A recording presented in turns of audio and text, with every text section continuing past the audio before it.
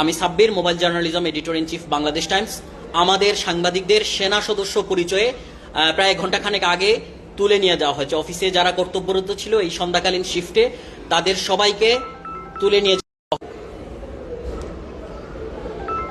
দর্শক, অনেকে আমাকে ফোন করছেন Mojo editor in chief, Bangladesh টাইমসের এডিটর ইন চিফ হিসাবে আমার কাছ থেকে জানার জন্য।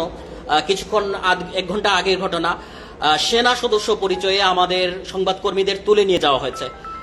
যারা দায়িত্বরত ছিল এই সন্ধ্যাকালীন শিফটে তাদের কোনো কারণ ছাড়া, কিছু না বলে তাদেরকে তুলে নিয়ে যাওয়া হয়েছে। বাংলাদেশে এরকম একটা গুরুত্বপূর্ণ নির্বাচনের প্রাক্কালে এ ধরনের একটা ঘটনার তীব্র নিন্দা এবং প্রতিবাদ জানাচ্ছি। যেহেতু আমাদের অফিস আমরা মনে করছি আক্রান্ত, এটা স্বাধীন সাংবাদিকতার বিরোধী। এই সময়ে আমরা সাংবাদিকতার স্বাধীনতার সবচেয়ে চূড়ান্ত সময় উপভোগ করছিলাম এই অন্তর্বর্তী সরকারের অধীনে, কিন্তু এই শেষ সময়ে এসে একটা গণমাধ্যম অফিস এভাবে আক্রান্ত হবে এটা আমরা মনে করি না। এটা অপ্রত্যাশিত। যেহেতু বাংলাদেশ টাইমস নিবন্ধিত অনলাইন, আমাদের সঙ্গে ISPR এর যোগাযোগ আছে।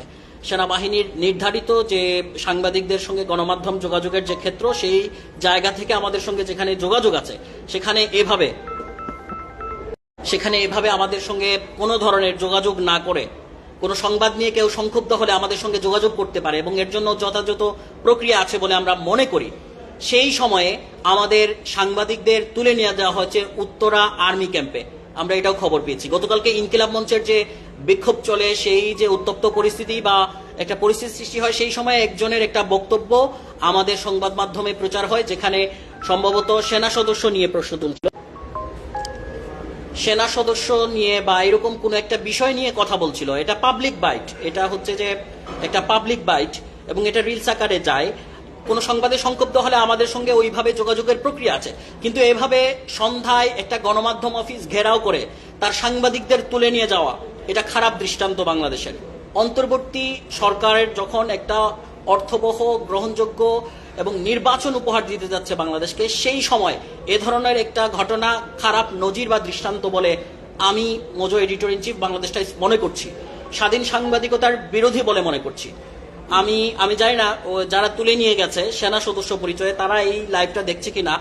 আমি মনে করছি তারা যেভাবে তুলে নিয়ে গেছে, আমি চাই যে সেইভাবে আমাদের অফিসে আমাদের সহকর্মীদের ফিরিয়ে দেওয়া হোক।